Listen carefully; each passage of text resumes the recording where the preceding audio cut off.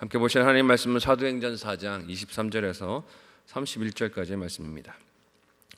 신약성경 193페이지 전으로 있습니다. 사도행전 4장 23절에서 31절까지 말씀을 드라마 바이블로 봉독하겠습니다. 사도들이 노임에 그 동료에게 가서 제사장들과 장로들의 말을 다 알리니 그들이 듣고 한 마음으로 하나님께 소리를 높여 이르되, 대주제여, 천지와 바다와 그 가운데 만물을 지은 이시여, 또 주의 종 우리 조상 다윗의 입을 통하여 성령으로 말씀하시기를, 어찌하여 열방이 분노하며 족속들이 허사를 경영하였는고. 세상의 군왕들이 나서며 관리들이 함께 모여 주와 그의 그리스도를 대적하도다 하신 이로소이다.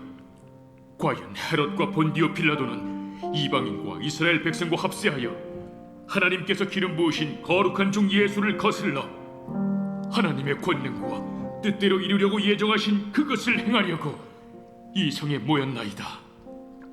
주여, 이제도 그들의 우역범을 굽어보시옵고 또 종들로 하여금 담대히 하나님의 말씀을 전하게 하여 주시오며 손을 내밀어 병을 낫게 하시옵고 표적과 기사가 거룩한 종 예수의 이름으로 이루어지게 하옵소서. 빌기를 다음에 모인 곳이 진동하더니 무리가 다 성령이 충만하여 담대히 하나님의 말씀을 전하니라.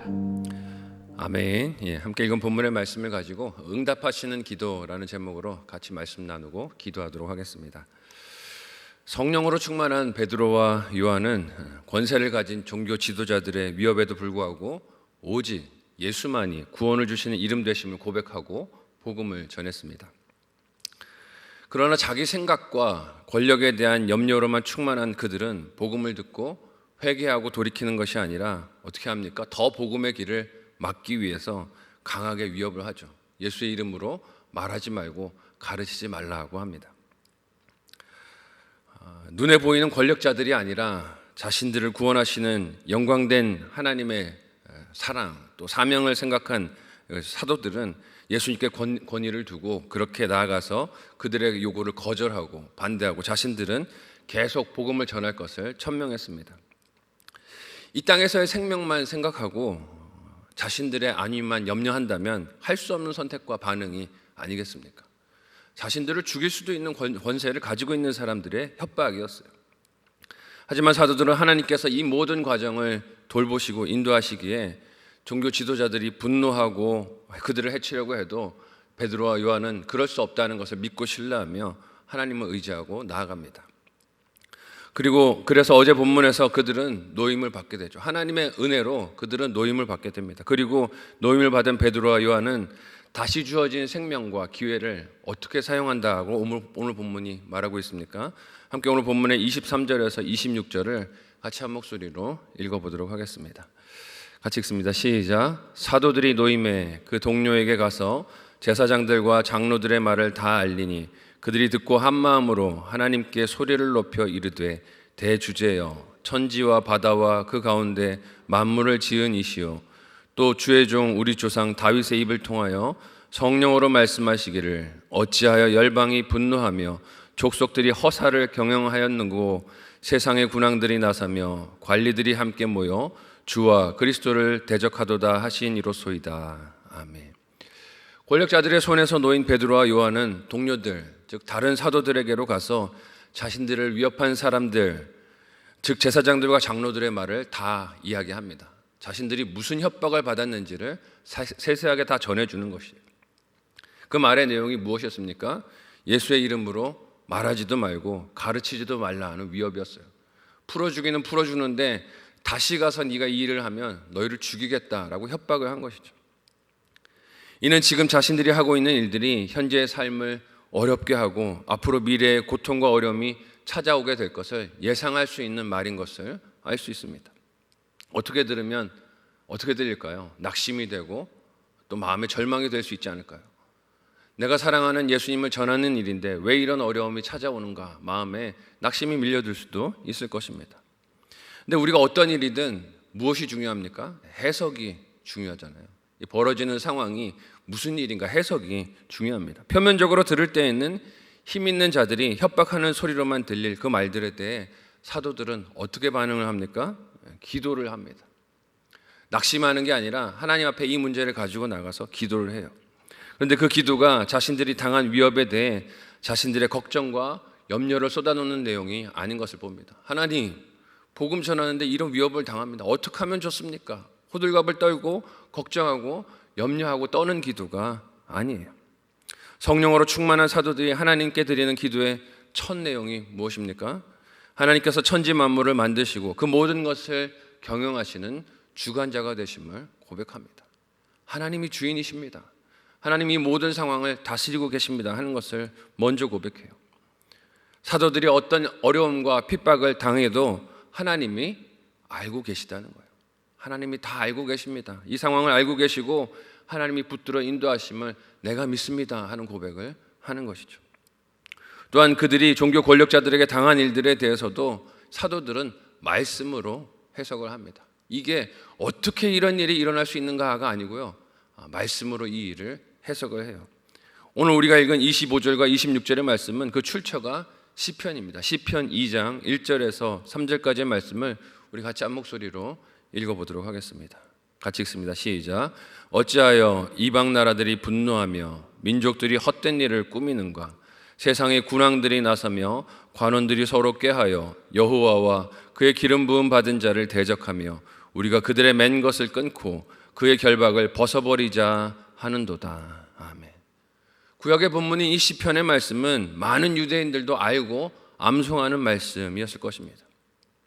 하지만 이 말씀 속에 기름 부음 받은 자가 되신 분이 예수님이라는 것을 유대인들은 몰랐지요.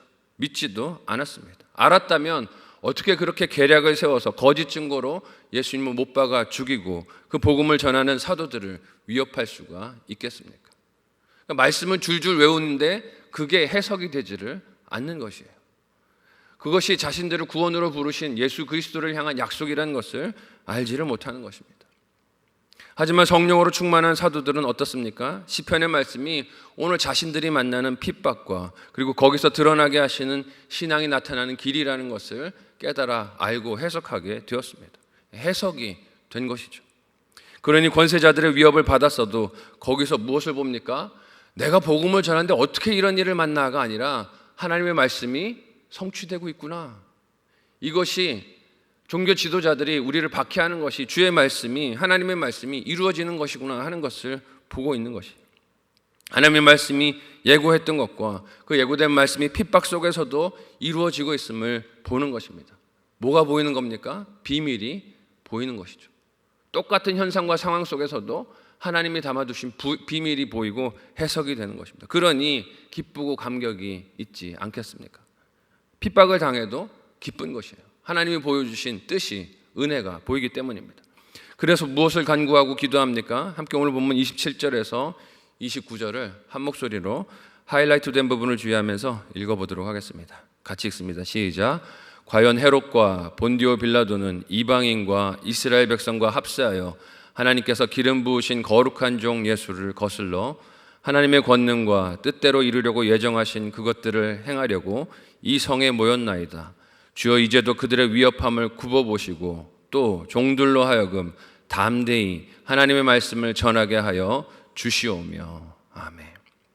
계속해서 사도들의 기도는 자신들이 겪는 고난과 복음에 대한 권세자들의 핍박을 믿음의 눈으로 보며 해석을 합니다. 하나님, 이 되어지는 일들이 다 하나님의 말씀이 성취되는 일입니다. 우리가 그것을 보고 있습니다 라고 말하고 있어요. 사람의 시각에서 보면 그저 당하는 괴로움과 아픔과 고난만 보이겠지만 말씀을 향한 믿음의 시각에서 보면 악인의 계획과 뜻대로 되는 것이 아니라 하나님의 뜻대로 이 모든 일들이 이루어짐을 보고 있는 것이죠. 사실 헤롯과 빌라도와 이방인과 유대인 모두가 하나가 되어서 예수님의 십자가에 못 박아 죽이는 그 위력이 얼마나 두렵게 보입니까? 저들이 마음만 먹으면 사람을 저렇게 비참하게도 죽일 수 있구나 하는 두려운 모습으로 보일 수 있을 거예요.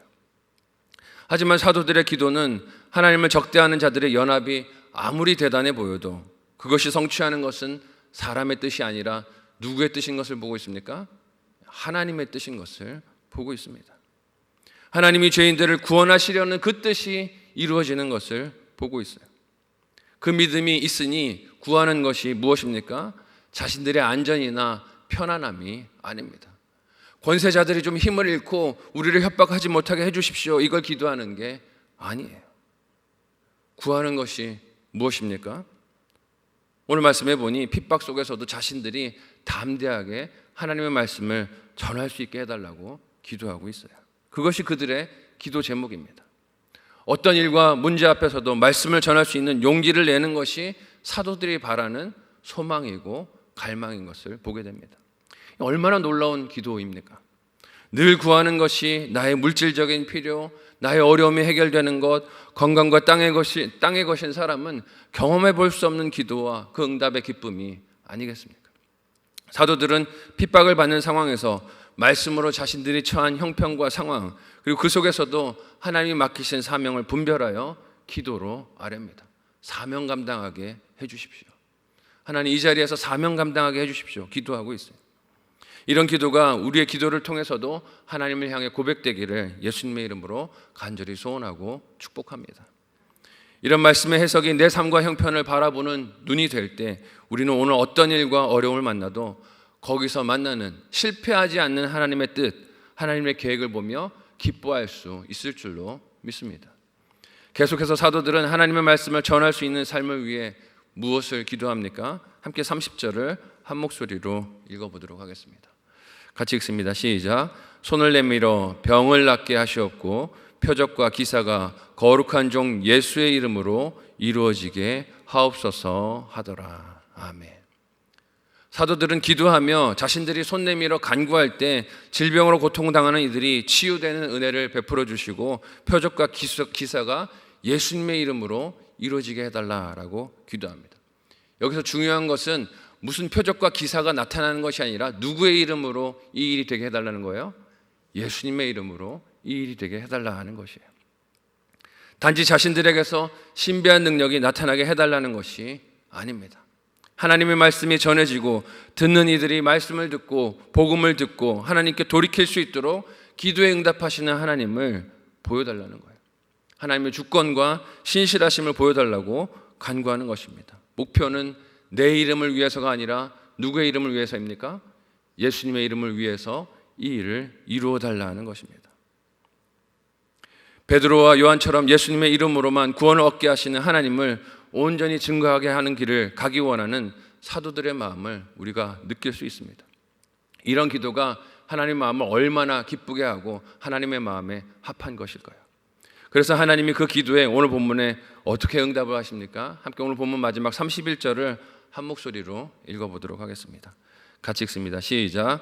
빌기를 다음에 모인 곳이 진동하더니 우리가 다 성령이 충만하여 담대히 하나님의 말씀을 전하니라. 아멘. 사도들의 기도는 하나님의 나라와 그 일을 구하는 것이 핵심이었습니다. 왜냐하면 자신들의 안전이나 편함이 아니라 복음이 고난 중에서도 선포되어서 전해지는 것이 그들이 간구한 기도의 주제이고 제목이었기 때문입니다. 그 기도를 들으신 하나님의 응답이 무엇입니까? 그들 모인 곳이 진동하며 담대히 하나님의 말씀을 전할 성령 하나님의 충만하심이 기도한 사도들 가운데 임하였다 하는 것이 기도의 응답인 것을 보게 됩니다. 기도한 대로 하나님이 어떻게 해주셨어요? 응답해 주신 거예요.